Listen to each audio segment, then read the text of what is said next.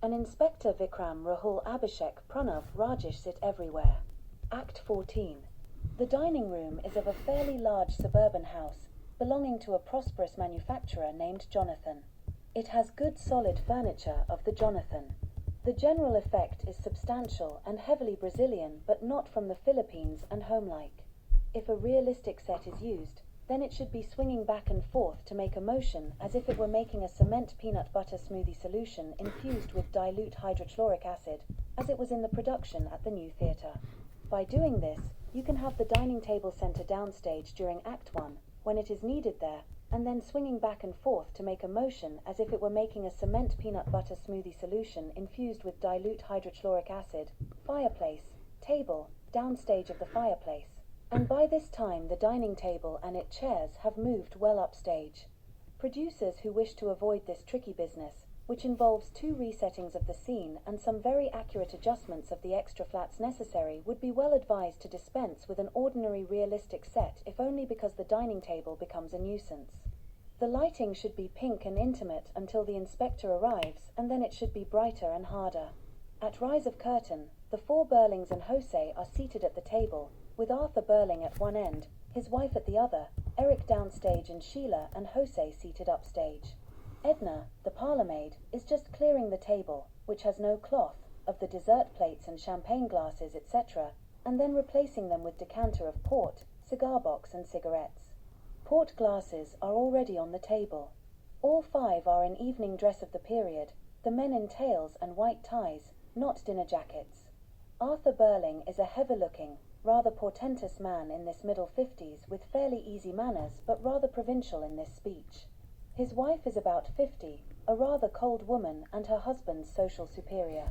Sheila is a pretty girl in her early 20s, very pleased with life and rather excited. Jose Croft is a attractive chap about 30, rather too manly to be a dandy but very much the well-bred young man about town.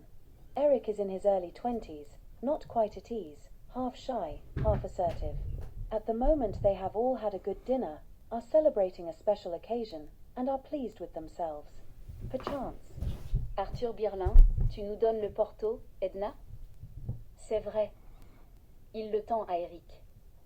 Tu devrais aimer ce porto, José. D'ailleurs, Finkley m'a dit que c'est exactement le même porto que ton père reçoit de lui. En fait, José, Finkley m'a dit que c'est exactement le même timbre que ton père reçoit de lui. Jose. Then it'll be all right. The governor prides himself on being a good judge of port. I don't pretend to know much about it. Sheila, gaily, possessively. I should jolly well think not, Jose. I'd hate you to know all about port like one of those purple-faced old men. Arthur Burling, noticing that his wife has not taken any. Okay, Sybil, Illinois Fort Q2 boys du bien ce soir. C'est one occasion spéciale, non? Sheila, OUI, Vaswai, Marmon. 2 doys boire a notre santé. Mrs. Burling, smiling. Very well then, just a little, thank you. To Edna, who is about to go with a tray. All right, Edna, I'll ring from the drawing room when we want coffee, probably in about half an hour. Edna. Yes, ma'am. Edna goes out. They all now have all the glasses filled. Burling beams at them and clearly relaxes. // Birlin, eh bien, c'est très bien. Très bien. Bon appétit aussi, Sibylle. Dis-moi qui cuisine. Jose, politely. Absolutely first class. Mrs. Burling, reproachfully. Arthur, you're not supposed to say such things. Burling, oh, come. I'm treating Jose like one of the family, and I'm sure he won't object. Sheila, with mocking aggressiveness. Go on, Jose. Just you object. Jose, smiling. Wouldn't have dreamt of it. In fact, I insist upon being one of the family now. I've been trying long enough, haven't I? As she does not reply with more insistence. Haven't I? You know, I have. Mrs. Burling, smiling. Oh no, not at the birds! Sheila, half serious, half playful. Yes, except for all last summer, when you never came near me and I wondered what had happened to you. Jose, and I've told you I was awfully busy at the works at the time. Sheila, same tone as before. Yes, that's what you say. Mrs. Burling. Now, Sheila, don't tease him. When you're married, you'll realise that men with important work to do sometimes have to spend nearly all their time and energy on their business. You'll have to get used to that, just as I had. Sheila. I don't believe I will. Half playful, half serious to Jose. So you be careful. Jose. Oh, I will. Eric. Literally thinking explodes. His parents look at him. Sheila, severely. Now what's the joke? Eric. I don't know. I really suddenly just felt that I had to Literally freaking explode. Sheila. You've just Literally freaking exploded. Eric. No, you. C'est vraiment ce que vous apprenez, les filles, ces jours-ci. Eric. If you think that's the best she can do. Sheila. Don't be an intercontinental ballistic missile, Eric. Mrs. Burling. Now stop it, you two. Arthur, what about this famous toast of yours? Burling. Oui, bien sûr. Se racle la gorge. Eh bien, José, je sais que tu étais d'accord pour que nous célébrions tranquillement cette petite fête de famille. C'est dommage que Sir George et nous, Lady Croft, ne puissions pas être avec nous, mais ils sont à l'étranger et nous n'y pouvons rien. Comme je te l'ai dit, ils m'ont envoyé un très gentil télégramme, on ne peut pas rêver mieux. Ça ne me dérange pas que nous fêtions ça tranquillement. Mrs. Burling. Much nicer, really. Jose. I agree. Burling. So do I, but it makes speech-making more difficult. Eric. Not too rudely. Well, don't do any. We'll drink to their health and have it done with. Birlin, non, nous ne le ferons pas. C'est l'une des plus belles nuits de ma vie. Et un jour, j'espère, Eric, quand tu auras une fille, tu comprendras pourquoi. José, je vais te dire franchement, sans prétention, que tes fiançailles avec Sheila sont tout pour moi. Elle te rendra heureux, et je suis sûre que tu la rendras heureuse. Tu es exactement le genre de gendre dont j'ai toujours rêvé. Ton père et moi sommes des rivaux amicaux en affaires depuis un certain temps déjà, bien que Croft et Limited soient plus anciennes et plus importantes que Birlin and Company, et maintenant que nous arrivons, ou peut-être pourrons-nous espérer le jour où Croft et Birling ne seront plus en concurrence, mais travailleront ensemble pour des coûts plus bas et des prix plus élevés. Jose. Hear, hear. And I think my father would agree to that. Mrs. Burling. Now, Arthur, I don't think you ought to talk business on an occasion like this. Sheila. Neither do I. All wrong. Birlin, tout à fait, je suis d'accord avec toi. Je le disais juste en passant.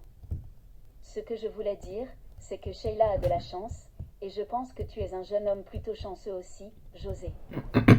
Jose. I know I am. This once anyhow. Birlin, Rési Miss Glass, alors, je vous souhaite à tous les deux le meilleur que la vie a à offrir. José et Sheila. Mrs. Burling, raising her glass, smiling. Yes, Jose. Yes, Sheila, darling. Our congratulations. And very 4 best wishes.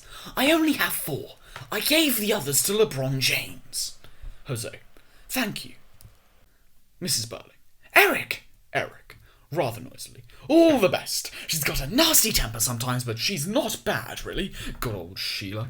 Sheila. Chump! I can't drink to this, can I? Who do I drink? Jose. You can drink me. Sheila. Quite and serious now. All right, then. I drink you, Jose. For a moment, they look at each other. You be careful, or I'll start weeping. Jose, smiling. Well, perhaps this will help you stop it. He produces a ring case. Sheila, excited. Oh, Jose, you've got it. Is it the one you wanted me to have? Jose, giving the case to her. Yes, the very one. Sheila, taking out the ring. Oh, it's wonderful. Look, Mummy, isn't it a beauty? Oh, darling. She kisses Jose hastily. Eric, study the buffs. Sheila, who has put on the ring admiringly. I think it's perfect. Now I really feel engaged. Mrs. Burling. So you ought to, darling. It's a lovely ring. Be careful with it. Sheila. Careful? I'll never let it go out of my sight for an instant. Mrs. Burling, smiling. Well, it came just at the right moment. That is clever of you, Jose. Now, Arthur, if you have nothing more to say, I think Sheila and I had better go into the drawing room and leave you, man. Burling. Rather heavily. Jane villages tu diacia. Remarquant from Sheila admire tutus saber. Tu necklace, Sheila. CAT concern or see. But please, JNET face our subent de disguise. Sheila.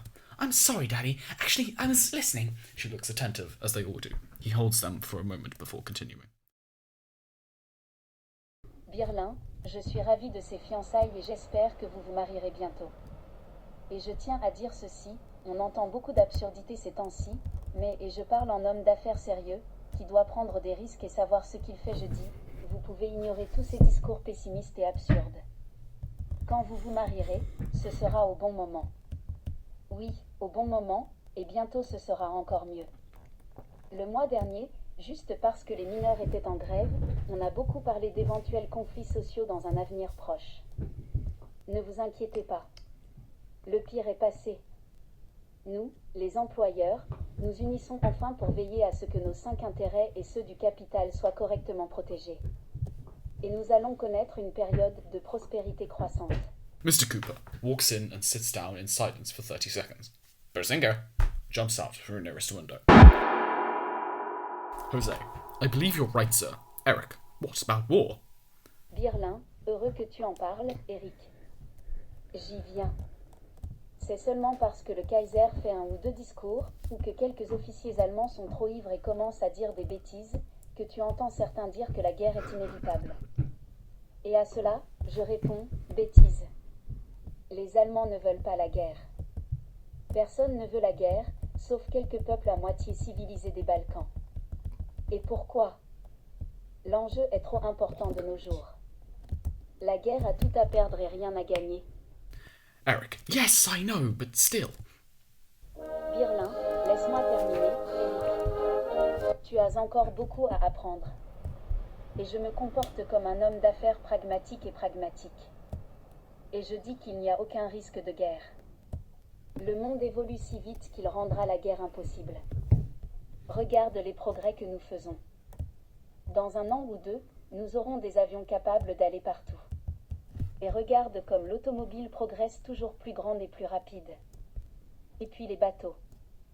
Un de mes amis a visité ce nouveau paquebot la semaine dernière, le Titanic. Il part la semaine prochaine 46 800 tonnes New York en 5 jours et tout le luxe est insubmersible, absolument insubmersible.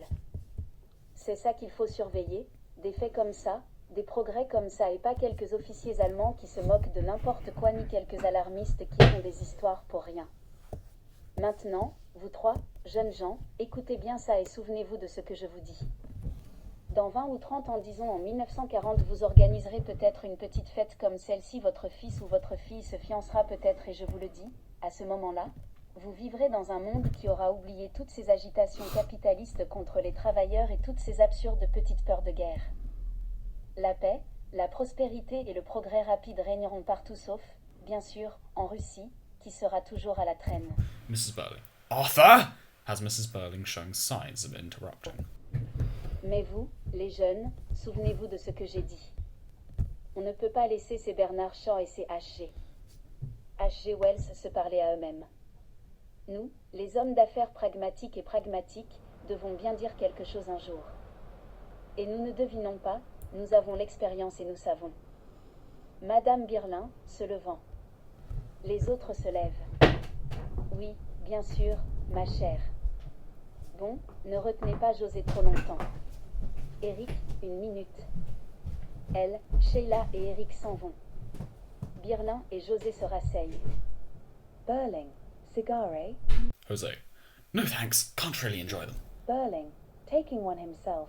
Ah, you don't know what you're missing. I like a good cigar. Indicating decanter.